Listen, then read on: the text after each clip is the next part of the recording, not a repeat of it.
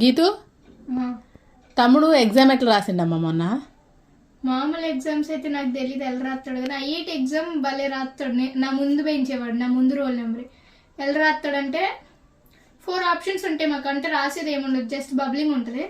4 ఆప్షన్స్లో తెలిసినవి పెడతాడంట, కొన్ని తెలియని మాత్రం inky pinky ponky father had a donkey అని పెడతాడంట. డాంకీ దేనికి వస్తే అదే పెట్టేస్తాడంట, అదే ఆన్సర్ అంట. వాడికి అలాగే 5 మార్క్స్ వచ్చినాయి అంట దేంట్లోనూ. నిజంగా మమ్మీ నిజంగా రాసిందా? నేను అనుకున్నాను. అలా చేయడం వల్ల వాడికి 6th ర్యాంక్ వచ్చిందంట. వామ్మో. ఏం చెప్పారంటే అగ్గిపెట్టి గిగ్గిపెట్టి అని ఇంకొకటి ఏదో చెప్పారు. గిగ్గిపెట్ట ఇంకేమేమో ఉంటాయి మమ్మీ, నాకు గుర్తు రావట్లేవు అవి. నేను షాక్ అయ్యా. నేనేమో 4 లేసి చదువుతుంటే ఇంకీ పింకిల్ డాంకిల్ ఆడుతున్నారు వీళ్ళు. నేను అలా చేసాను అనుకో, మళ్ళీ నాకు పోతాయి మార్కులు. అవి వాళ్ళకి దొంగలకే వస్తాయి మమ్మ, అవి ర్యాంకులు వచ్చేటోళ్ళకి రావు, అవి చదివేటోళ్ళకి రావు.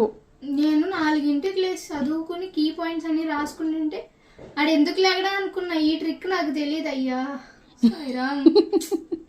ఉండే పగిలిపోయింది ఆడికి అలా చేయడం వల్ల 6th ర్యాంక్ వచ్చిందని. అది నేను అలా చేసాను అనుకో, 1st ర్యాంక్ నుంచి 10th ర్యాంక్ పోద్ది.